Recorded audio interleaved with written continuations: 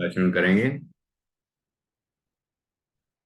नमो अरहंताणं, नमो सिद्धाणं, नमो आयरीयाणं,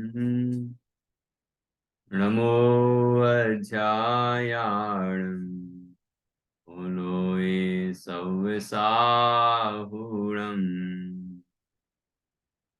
मंगलम भगवान वीरो, मंगलम गौतमो गणी, मंगलम कुंद कुंदाद्यो, जैन धर्मोस्तु मंगलम।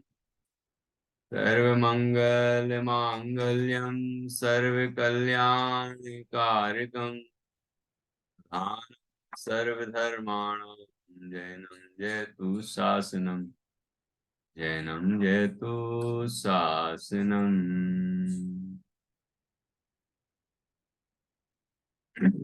विश्व प्रकाशि महिमान ममानमेकम्,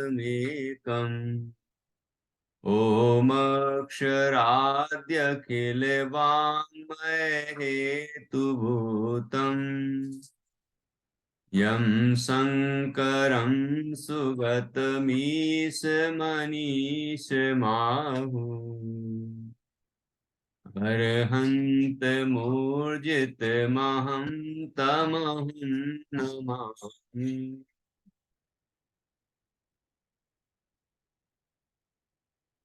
आचार्य श्री योगेंद्र देव द्वारा रचित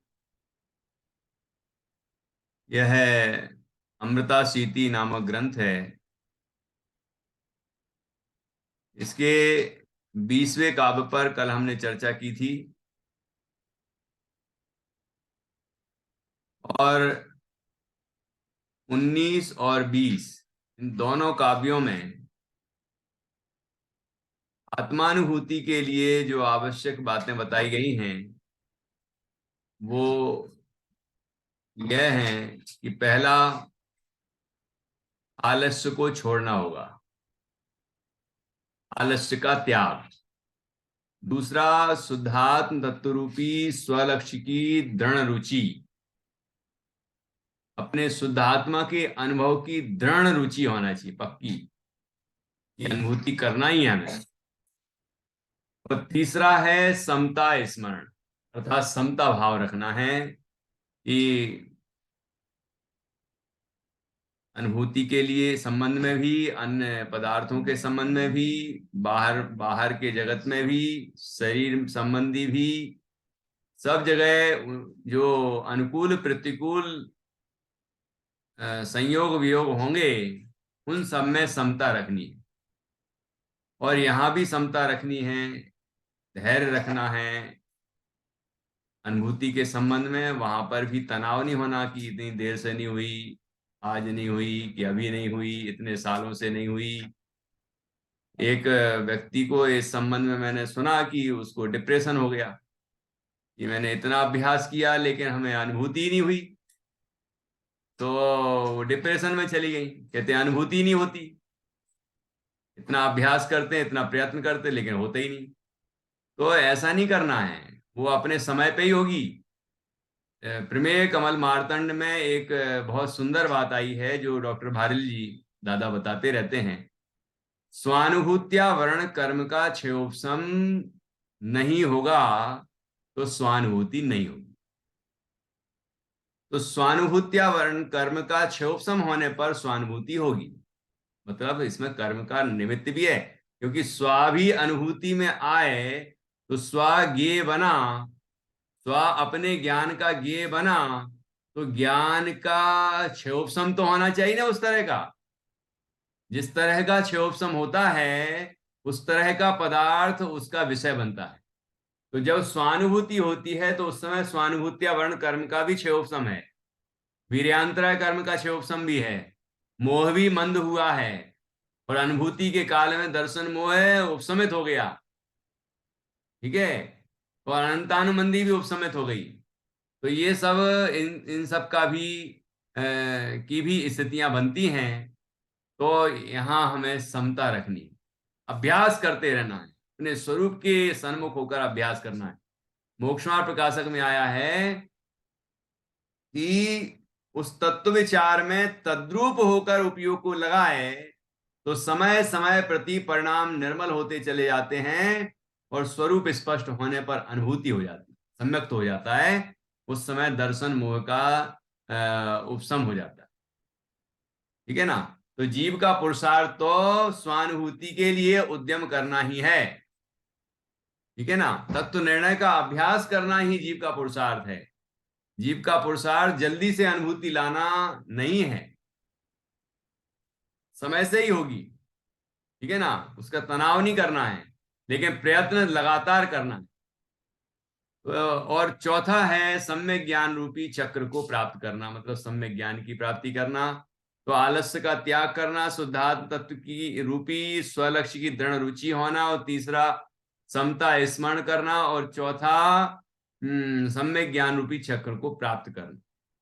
ये चार बातें यहां बताई थी। इसी को और तरह से अगले छंद में, 20वें छंद में बताया गया था। कल हमने चर्चा की थी कि तीन गुण, सत्व गुण, सत्व का अर्थ पराक्रम भी किया है और सत्व का अर्थ सम्यक्त भी किया है। ठीक है। और तीसरा, दूसरा है सम्यक ज्ञान, बोध रत्न, उससे सम्यक ज्ञान लिया गया है। और तीसरा है समता, समता भाव, तो उससे सम्यक चारित्र लिया गया है। इस तरह सम्यक दर्शन, सम्यक ज्ञान और सम्यक चारित्र की एकता से मोक्ष मोक्ष की प्राप्ति होती है और जीव त्रैलोक्यपति हो जाता है। तो यहां पर हम ये बात समझ सकते हैं, यदि सामान्य अर्थ लिया जाए तो सत्व का अर्थ पराक्रम, ठीक है ना, पुरुषार्थ। और दूसरा लिया है, दूसरा है बोध रत्न, बोध रत्न का अर्थ है सम्यक ज्ञान। और तीसरा है समता भाव। तो हम ये अर्थ भी ले सकते हैं जो है उसमें, मतलब सामने दिख रहा है साफ। तो ये भी तीन बिंदु हैं कि अंतरोन्मुखी पुरुषार्थ करे जीव, अपने स्वरूप की के श्रद्धान का, ज्ञान का पुरुषार्थ करे जीव, है ना। और सम्यक ज्ञान प्राप्त हो, बोध रत्न। तो सम्यक ज्ञान बिना सम्यक्त के तो होता नहीं, है ना। तो सम्यक दर्शन सहित ही होगा। ठीक है। और उसके बाद समता भाव, ठीक है, और समता भाव वह चारित्र का ही रूप है। तो इस तरह से हम दोनों रूपों में समझ सकते हैं कि रत्नत्रय रूप में भी और तीन इन गुणों के रूप में भी, पुरुषार्थ, बोधरत्न और समता। ठीक है ना। ये तीन चीजें मिल जाएं, कहते हैं जब सत्व गुण या पराक्रम या पुरुषार्थ या सम्यक्त ही जब काफी है, बहुत इष्ट प्राप्ति में, इष्ट सिद्धि में बहुत समर्थ है, उसको यदि सम्यक ज्ञान का साथ मिल जाए तो फिर कहने ही क्या।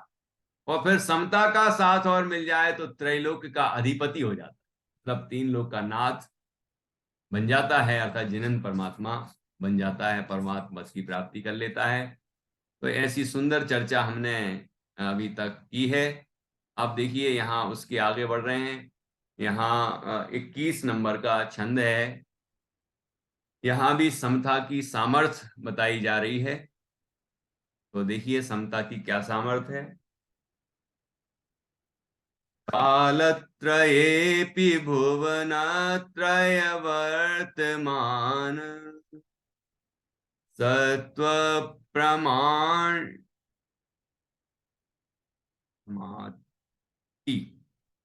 सत्व प्रमाथि मदनादि महारयोमि पश्यासु नाशमुपयान्ति सदैव यस्या सा सम्मताननु सतां समतैव देवी। हाँ, मैत्री तुम्हारे पास ग्रंथ भी है ना, तो स्पेलिंग कहीं बिंदी कहीं छूट जाए तो वो बता देना। ठीक है। इसमें तो कोई छूटा नहीं है, इसमें सब सही है। ठीक है ना। इसके पहले वाले में बताना जरा, मैं पूछ रहा हूँ वही वहीं बताना।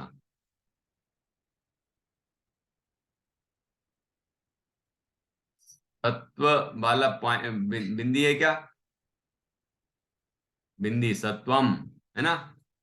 भैया जी।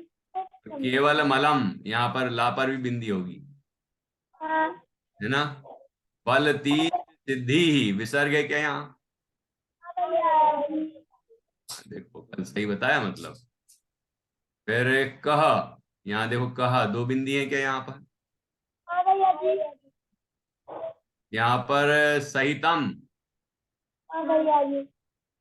ठीक है। यहाँ पर पति रंग, रा पर बिंदी, हाँ भैया जी। आया? ठीक है, बहुत अच्छा। ये तो आप लोगों ने कर ही लिया था, जिनके जैसे कि मंजूषा जी के पास पीडीएफ है ना। तो एक बार कंफर्म कर रहा हूँ, क्योंकि मुझे अभी ग्रंथ नहीं छूना है, इसलिए मैं पीडीएफ से ही पढ़ा रहा हूँ।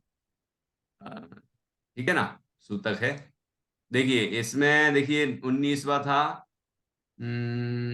मलोपपन्ना, आखिरी में पन्ना विसर्ग है, दो बिंदी। यहाँ पराम, स्मृत्वा पराम च, है ना, बिंदी। ओके, में ज्ञान, मंगम, माँ पर बिंदी होगी। हाँ। हाँ ठीक है, ग्रहाण तूर्णम, फिर अज्ञान। है अज्ञान। ज्ञान मंत्री, मंत्री माँ पर बिंदी होगी, हाँ भैया जी। मंत्री। युत मोह रिपू पमर्दी, पमर्दी के बाद विसर्ग है क्या? हाँ भैया जी। नहीं है ना।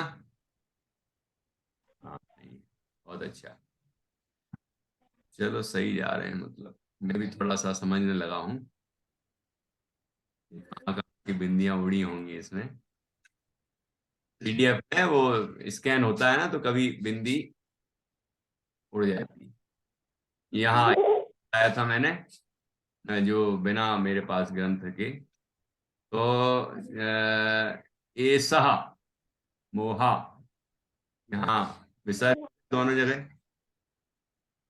देखा तो नहीं। 18वां, भैया जी मोहा है, इससे पहले वाली देखते नहीं है।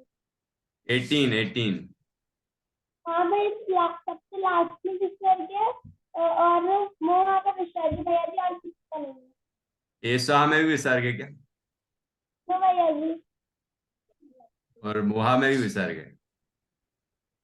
मोहा में विसर्ग दिशा में नहीं है भैया जी। ये लोप हो गई होगी, हाँ ठीक है। मोहा में विसर्ग है, ओके। इत्याकुलम, बिंदी, भैया जी बोला विसर्ग है। विसर्ग है यहाँ। इत्याकुलह, मंजूषा जी विसर्ग कर लीजिए। उस दिन मैंने क्या बताया था, बिंदी के विसर्ग।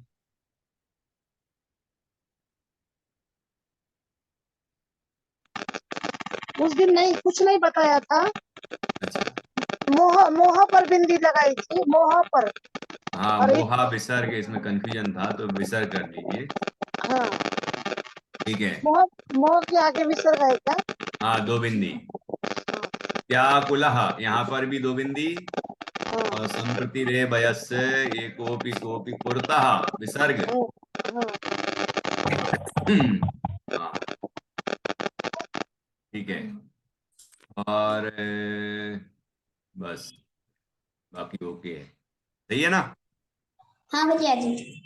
हाँ भी है। चलो नीचे तो संस्कृत पढ़ते हैं ये तीनों बच्चे ना, थर्ड सेकंड क्लास से। ये फोर्थ में है, क्या नाम है, जान। जानिया। और नित्या फिफ्थ में है, और ये मैत्री सिक्स्थ में है। सब संस्कृत पढ़ते हैं अपने स्कूल में भी, है ना। तो उनको जल्दी से समझ में आ गया कि विसर्ग बोल रहे हैं भैया जी, तो क्या मतलब है उसका।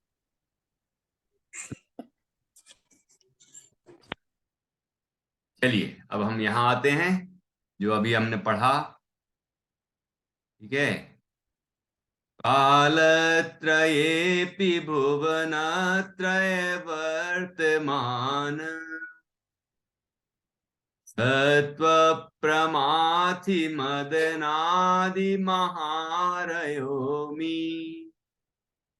पश्यासु नाशमुपयान्ति दृशैव यस्या सा सम्मता ननु सतां समतैव देवी। ठीक है, ये तो बिल्कुल सही है। भैया भैया जी, यहाँ पे यस यहाँ पे विसर्ग है। पश्चात यस्याः। अच्छा, भैया जी, दृशैव यस्याः, यहाँ पर विसर्ग। अच्छा, यस्याः षष्ठी विभक्ति, जिसके। ठीक है। तो कालत्रयेपि, तीनों कालों में भी, भुवनत्रय, भुवनत्रय अर्थात तीन लोक, वर्तमान सत्व प्रमाथि, मदनादि महारयोमी। क्या कहा है यहाँ पर? तीनों कालों में, कालत्रयेपि, तीनों कालों में भी, अमी, ये भुवनत्रय, वर्तमान सत्व प्रमथि, मदनादि महारयो, तीनों लोकों में विद्यमान प्राणियों को पराभूत करने वाले काम विकार आदि महाशत्रु। महारय मतलब महाशत्रु, मदन का अर्थ है काम भाव। ठीक है। यस्याः, जिसके, जिसके दृश्यैव देखने मात्र से ही, आसु शीघ्र, नासम नाश को, उपयांति प्राप्त होते हैं। पश्य देखो, स वह समता देवी, समता भावना रूपी देवी, एव ही सताम सज्जनों के लिए, ननु अर्थात सम्मता निश्चय ही अभीष्ट है। कि देखो, जीव को कामादि विकार होते हैं, ठीक है ना। तो ये जो विकारी परिणाम होते हैं, जब हमारे अंतर में समता भाव उत्पन्न होता है तो वो नष्ट हो जाते हैं। ठीक है ना। तीनों लोकों पर जिसने विजय प्राप्त कर ली है, तीनों लोकों के जीव जिससे दुखी रहते हैं, पीड़ित रहते हैं, ऐसे कामादि भाव, कालत्रय तीनों कालों में भी, और भुवनत्रय तीनों लोकों में, वर्तमान मतलब होते हुए, सत्व प्रमाथि मतलब जीवों को, प्रमाथि मदनादि, प्रमाथि मतलब जो बहुत ज्यादा तीनों लोकों में विद्यमान प्राणियों को पराभूत करने वाले, प्रमाथि पराभूत करने वाले, मदन, मदन अर्थात काम भाव। ठीक है, सेक्स का परिणाम। आदि, आदि में सभी आ गए, काम क्रोध मद मोह लोभ, जितने भी कसाय भाव, विकार भाव, जितने भी पाप भाव हैं, ये सारे विकार आदि में आ गए। ये सब महारयोमी मतलब ये सब महाशत्रु हैं। ठीक है ना, हमारे ये सब महाशत्रु हैं। लेकिन ऐसे जो महाशत्रु हैं हमारे, जो परिणामों में उत्पन्न होने वाले, ये सब महाशत्रु किसको देख के विलय को प्राप्त हो जाते हैं? तो लिखा है आगे कि जिसके देखने मात्र से ही शीघ्र विनाश को प्राप्त होते हैं। देखो, वह समता भावना रूपी देवी ही सज्जनों के लिए निश्चय ही अभीष्ट है।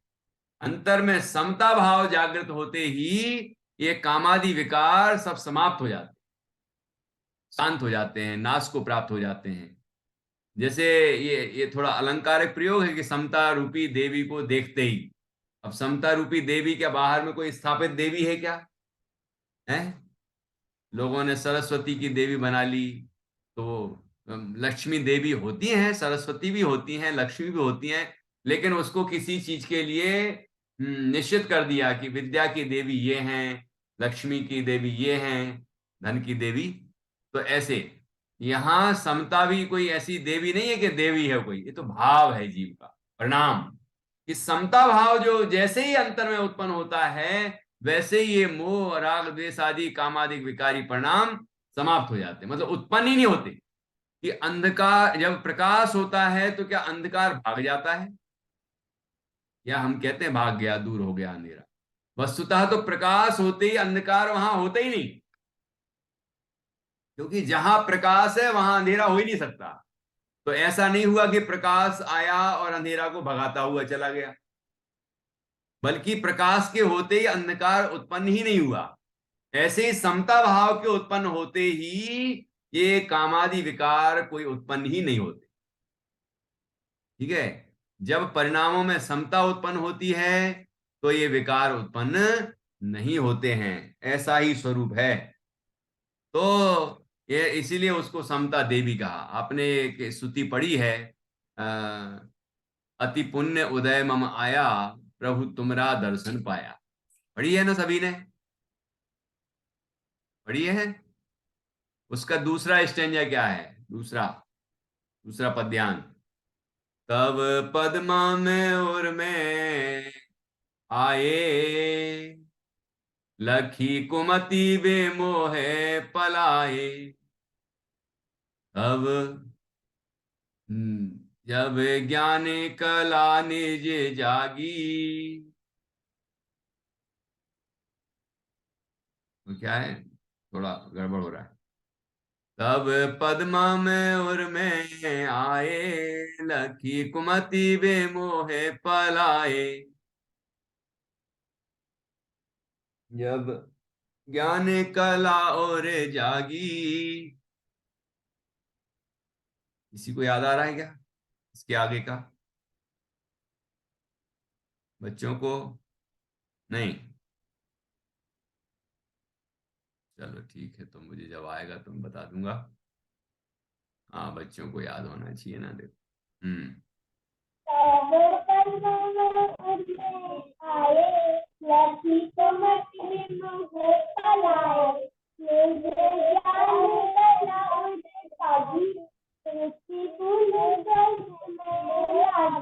बस बस बस बस बस बस, बहुत अच्छा।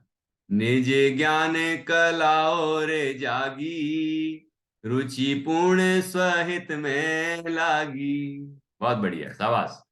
देखो, तो तब पद्मम उर में आए, लखी कुमति विमोह पलाए। देखो क्या साम्य बता रहा हूं मैं यहाँ, कि भगवान जिनेन्द्र के चरण युगल मेरे हृदय में आए, उनको देखकर कुमति विमोह पलाए। ये अज्ञानता, ये मोह, ये मिथ्या, तो ये सारे विकार, ये काम क्रोध आदि, ये सब दूर हो जाते, भाग जाते हैं। अब ये बताओ कि भगवान जिनेन्द्र के चरण क्या हमारे हृदय में आए? इसका क्या मतलब हुआ? कि भगवान जिनेन्द्र के चरण नहीं आए, लेकिन चरणों की भक्ति हमारे हृदय में जब जागृत हुई, भगवान जिनेन्द्र की भक्ति का भाव जब हमारे हृदय में आया, तो उस भाव को देखकर, मतलब उस भाव के उत्पन्न होते ही क्या हुआ कि उसको देखकर ये मोह और अज्ञानता और सारे विकार समाप्त हो गए, भागे, भाग गए। लेकिन ऐसा क्या मतलब ये है कि आचरण आए तो वो चीज देख के भाग गई? ये अलंकारिक वर्णन है। उसका तात्पर्य है, जैसे ही हमारे हृदय में भगवान जिनेन्द्र की भक्ति का भाव आता है, वैसे ही ये मिथ्यात्व और ये अज्ञानता और ये सारे विकार भाग जाते हैं, मतलब समाप्त हो जाते हैं, मतलब उत्पन्न ही नहीं होते। ऐसे समता देवी, समता भाव जब अंदर में उत्पन्न होता है, तो ये काम क्रोध आदि कोई विकार उत्पन्न नहीं होते। इसीलिए यहाँ पर लिखा गया है कि वो समता रूपी देवी को देखते ही वो सब भाग जाते हैं, दूर हट जाते हैं, तत्काल नाश को प्राप्त होते हैं। तो ये अलंकारिक वर्णन है। इसका तात्पर्य ये है कि जब जीव अपने हृदय, अपने परिणामों में, अपने हृदय में समता भाव उत्पन्न करता है, तो ये कामादि विकार उत्पन्न नहीं होते। ठीक है, आगे देखिए, अतीत, अनागत और वर्तमान।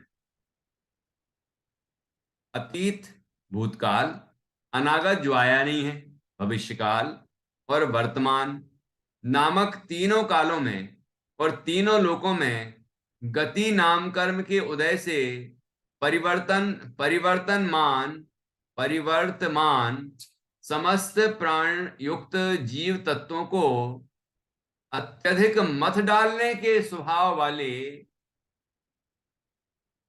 काम विकार आदि भयंकर शत्रु रूपी ये समूह,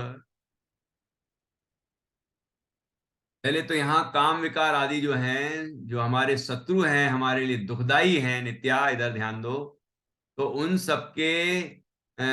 उन सबका अभाव कर देने में जो सक्षम है ऐसी समता देवी।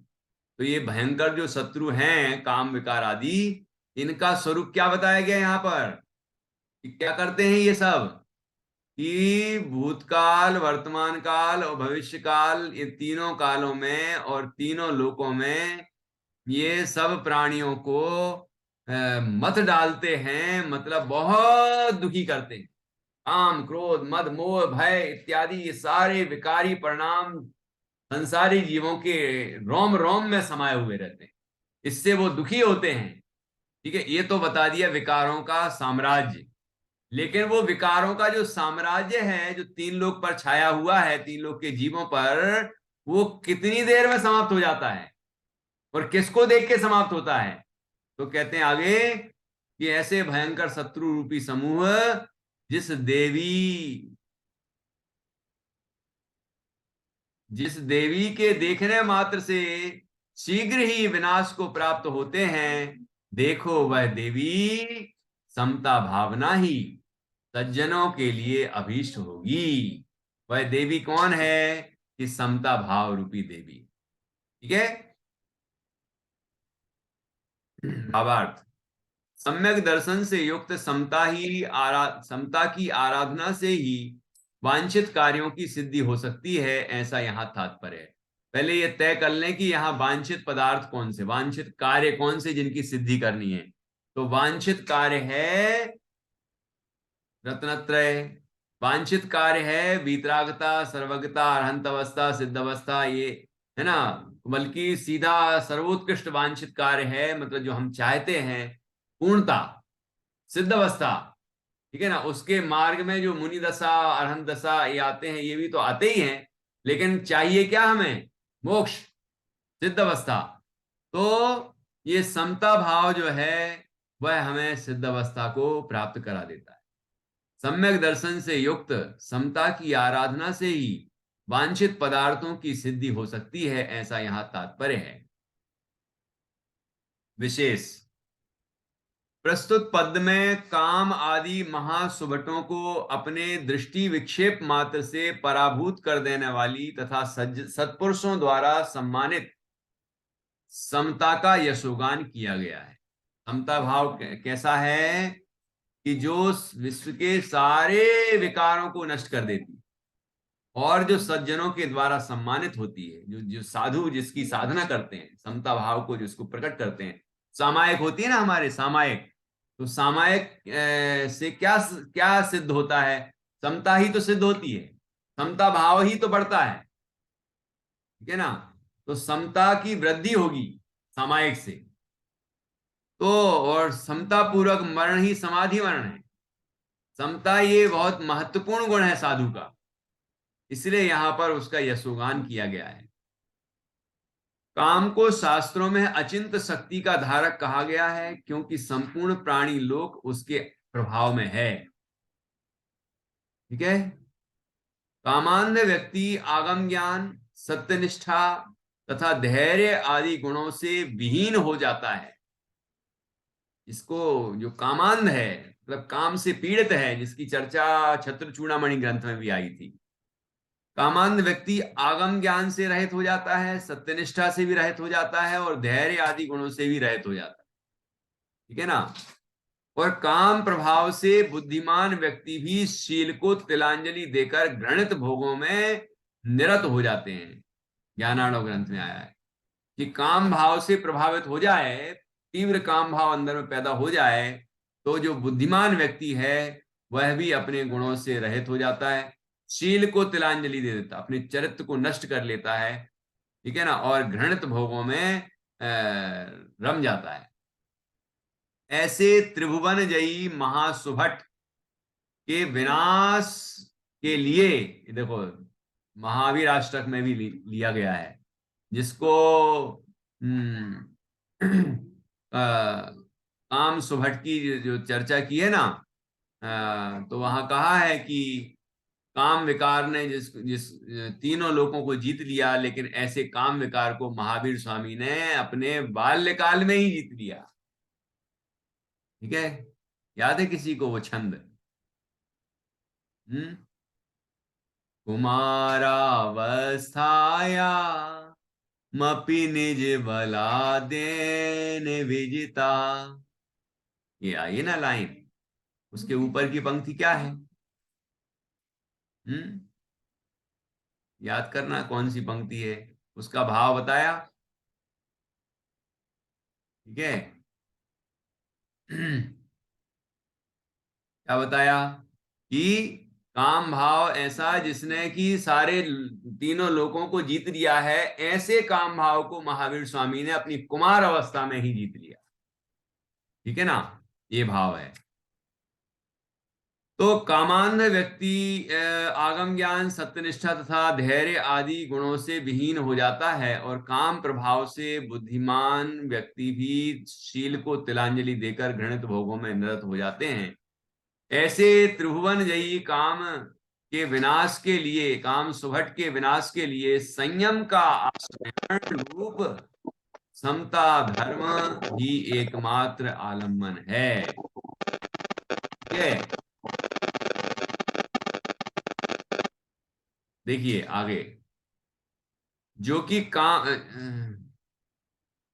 आलम्बन है। संयम के धारक जन समता के धारी होते हैं।